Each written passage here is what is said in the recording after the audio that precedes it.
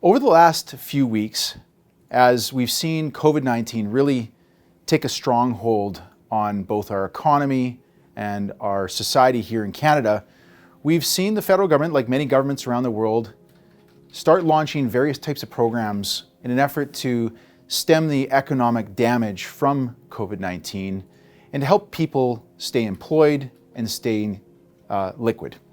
So what we've decided to do is we're going to take a minute to deep dive into the various types of programs that the Government of Canada has launched under their umbrella of what they call their COVID-19 Economic Recovery Plan.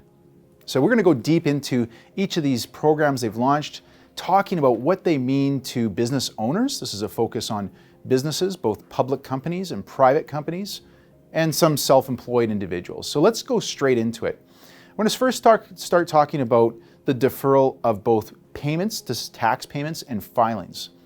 Now, if anybody is running a corporation and is required to do filings between March 19th out to June 1st, that's all been deferred to June 1st now. So if you had a date of, say, April the 15th as a required filing date for your corporate taxes, that's now all been pushed out to give everybody time to get their filings done for the deadline now of June the 1st. And equally for companies who have balances owing on both installments for their corporation, if those installments were due sometime between March 18th and September 1st, all that's been pushed out to September 1st as well. So it's giving companies a little bit more flexibility as to when they can pay or the deadline in which they have to make their tax installments.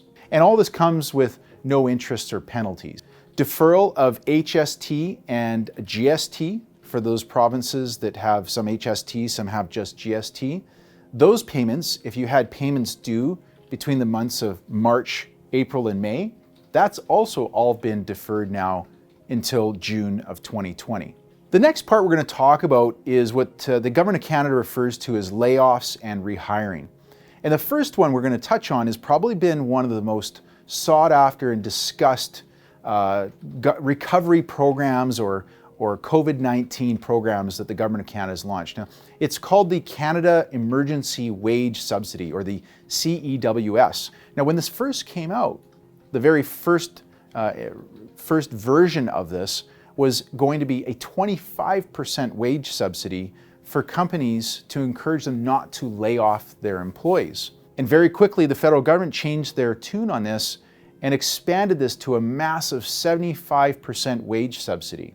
But of course, the devil is in the details, so let's go into those details right now. First of all, the limit as to how much you can receive per employee is capped at just below $850. It's actually $847 per week. In order to qualify, first of all, you have to own a company who's seen your top line revenues decline by at least 15% in the month of March compared to January and February's average revenues for 2020, or compared to your March 2019 revenue figures to qualify for March. And if you want to qualify for the other months of April and May, you have to have seen your revenues decline by 30%. Now, for many companies, this is unfortunately, an easy number to achieve. We've seen a lot of public companies make announcements of plans to rehire under the CEWS, and this program is going to carry on for a total of a maximum of 12 weeks. So in short, business owners, both public companies and private companies, will be able to have a maximum benefit of just over $10,000 for every one of their employees if they're taking advantage of the entire program over 3 months. Now, my personal opinion is that this program is really going to just be kicking the can down the street. It doesn't mean that people aren't going to get laid off. It just means they're going to get laid off later on. My view is that once this program ends, there's going to be a lot of pressure on the federal government to carry this on, maybe tapering it down over a period of time, or you're going to see a lot of employers who are going to say, well, for a company that has maybe 50 or 100 employees, I'm happy to keep them employed when I'm only paying 25% of their wages, but when I have to go back to paying 100% of their wages, it's time to let some people go. Now, we know a number of companies that aren't qualifying for the Canada Emergency Wage Subsidy Program. So there is actually a supplementary program called the Temporary 10% Wage Subsidy. And this has looser eligibility requirements over the Canada Emergency Wage Subsidy Program. There are basically just two requirements. Number one, you have to have an existing business number, so you can't just create a new business today. Sorry, folks. And secondly, you have to have had a payroll program with CRA that was in place before March 18 of 2020. Now, how this program works is you have a subsidy of up to $1,375, so $1,375, and a maximum of $25,000 per employer. So unlike the Canada Emergency Wage Subsidy Program, this program really is quite limited. You're looking at being able to rehire or maintain around 18 to 20 employees under the temporary 10% wage subsidy program. Additionally, the Government of Canada has also extended their work sharing program from 38 weeks out to 76 weeks, so extending it far beyond just a one-year period. Now, while we're talking namely about programs for business owners, I am actually going to take a minute to talk about the CERB, or the Canada Emergency Response Benefit. Now, for those of you who've done a little bit of research, you'll know that the CERB actually relates to employees who've lost a job and collecting their $2,000 a month. But what's happened recently is the Government of Canada has extended this to self-employed individuals. This is the one where I think is quite funny when Justin Trudeau came out and said, if you're planning on gaming the system, don't. Well, Justin, I think you're going to find a lot of game players when it comes to the Canada Emergency Response Benefit, because here are the requirements. So in order to apply for the Canada Emergency Response Benefit as a self-employed individual, your requirements are pretty simple. You have to either show that you had $5,000 or more in income in 2019, or that you had at least $5,000 of income in 2020. I don't know how hard that would be to show. I think it'd be probably pretty easy.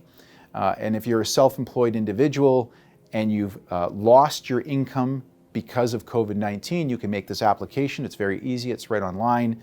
You get funding right away. Believe me, I know, because I know a lot of people who've done this that are self-employed. Read through the lines there, folks. And you're going to get $2,000 a month every 4 weeks for the next 16 weeks. So basically it means that you get $2,000 a month for the next 4 months. And they've recently changed the program so you can still earn another $1,000 a month and not be disqualified from this program, in an effort to encourage people to still actually go to work. Now, other programs that the Government of Canada has announced, and there's a long list here, so please be patient. There is a number that we'll tally at the end to give you an idea of how much money is being pumped into this system right now in the what I call bailout for all program. Is $287 million is going as rural support, or support for rural businesses through the Community Futures Network. We've got $250 million that's going into the Industrial Research Assistance Program, the IRAP. This is for innovative early stage businesses. We've got another $20.1 million going to the Futurepreneur Canada program, supporting young entrepreneurs. We have $15 million going into the non-repayable support for businesses in territories. So if you're up north, we've also got $40 million going into, and I don't even know how you pronounce this word, but it's called the MITACS, M-I-T-A-C-S. This is basically to apparently create 5,000 jobs for businesses and companies that are spawned through university incubators.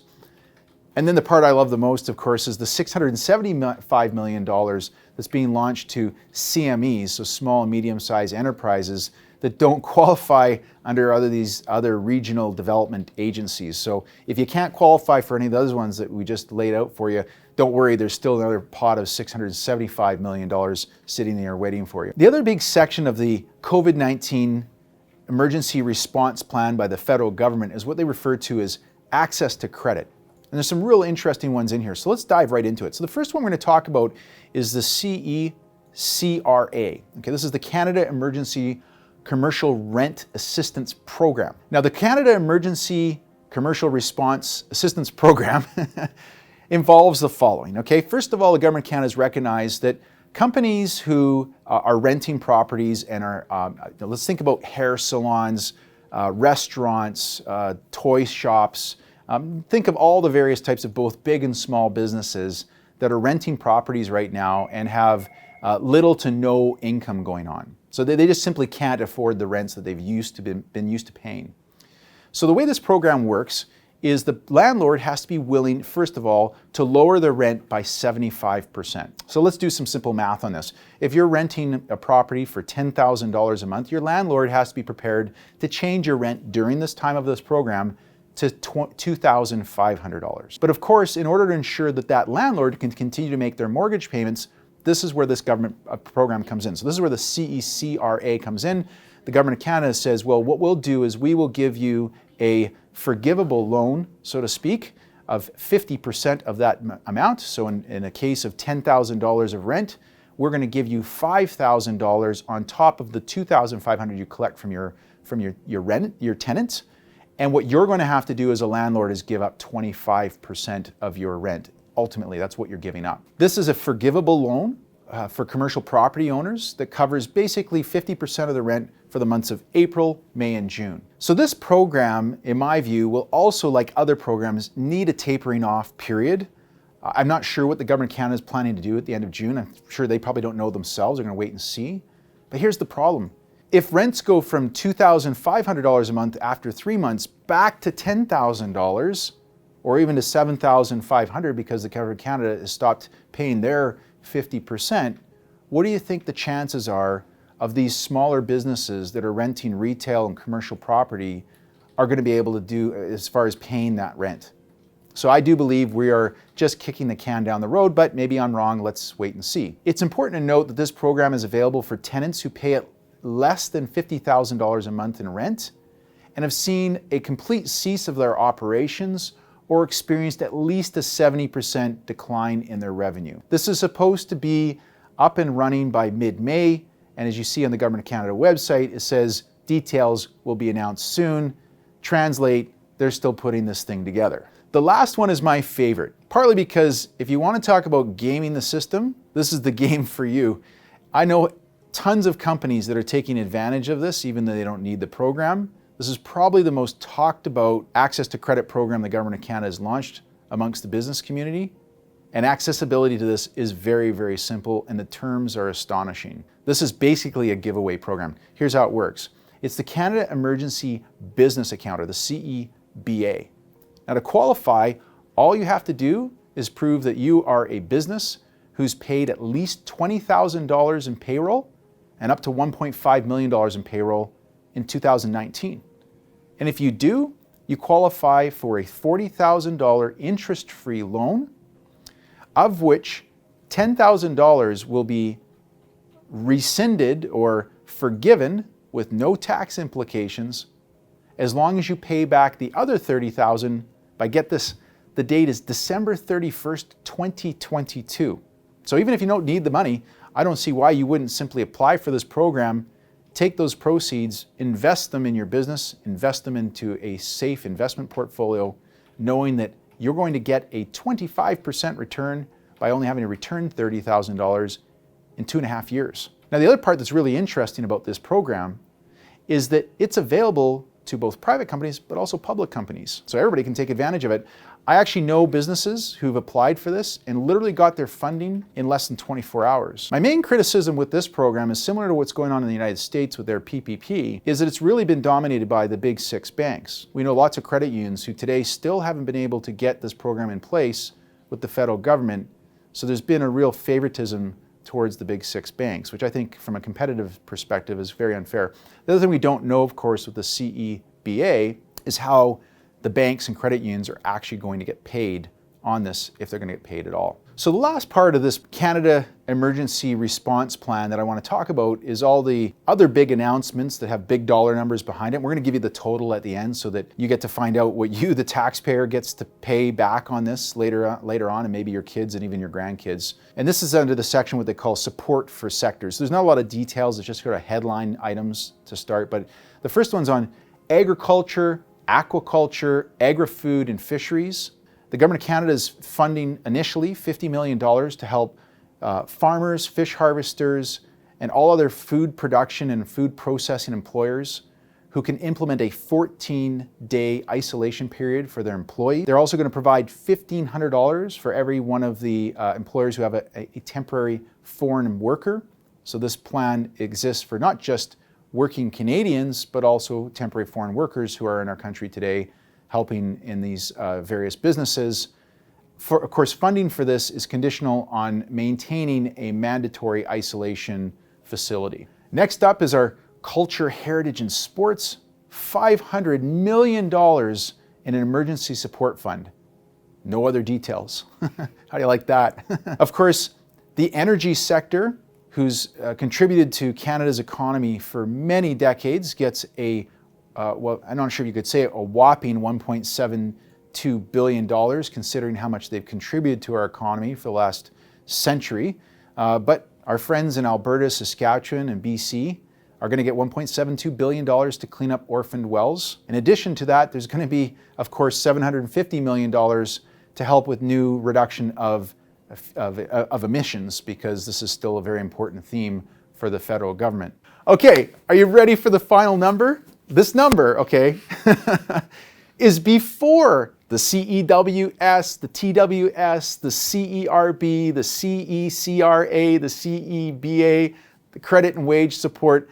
This is before all those programs that I just talked about. $4.3 billion. $4.3 billion is how much our federal government is going to be putting into the, as I describe it, the Bailout for All program. So just take a minute after you've watched this video to kind of digest that number and think about what this is going to cost taxpayers. I mean, I guess $4.3 billion doesn't sound that much when these governments have been running $25 billion plus deficits for the last 5 or 6 years anyways.